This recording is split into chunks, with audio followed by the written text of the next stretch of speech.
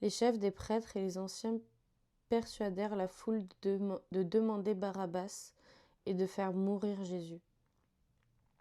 Le gouverneur prit la parole et leur dit : « Lequel des deux voulez-vous que je vous relâche ? » Et ils répondirent : « Barabbas. » Pilate répliqua : « Que ferai-je donc de Jésus qu'on appelle le Christ ? » Tous répondirent : « Qu'il soit crucifié. » « Mais quel mal a-t-il fait ? » dit le gouverneur. Ils crièrent encore plus fort : « Qu'il soit crucifié !» Voyant qu'il ne gagnait rien, mais que le tumulte augmentait, Pilate prit de l'eau, se lava les mains en présence de la foule et dit : « Je suis innocent du sang de ce juste.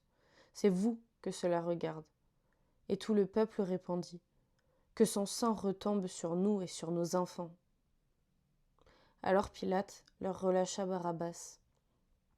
Et après avoir fait fouetter Jésus, il le livra à la crucifixion. Les soldats du gouverneur conduisirent Jésus dans le prétoire et rassemblèrent toute la troupe autour de lui.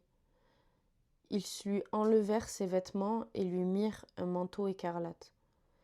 Ils tressèrent une couronne d'épines qui posèrent sur sa tête et ils lui mirent un roseau dans la main droite. Puis s'agenouillant devant lui, ils se moquaient de lui en disant : « Salut, roi des Juifs !» Ils crachaient sur lui, prenaient le roseau et le frappaient sur la tête.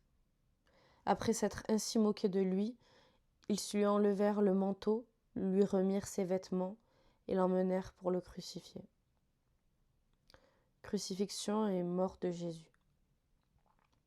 Lorsqu'ils sortirent, ils rencontrèrent un homme de Cyrène appelé Simon et le forcèrent à porter la croix de Jésus.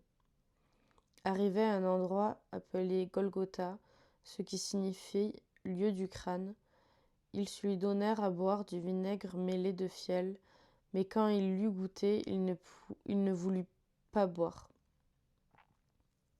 Ils le crucifièrent, puis ils se partagèrent ses vêtements en tirant au sort, afin que s'accomplisse ce que le prophète avait annoncé.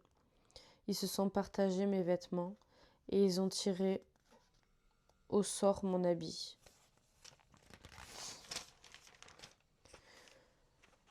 Puis ils s'assirent et le gardèrent, pour indiquer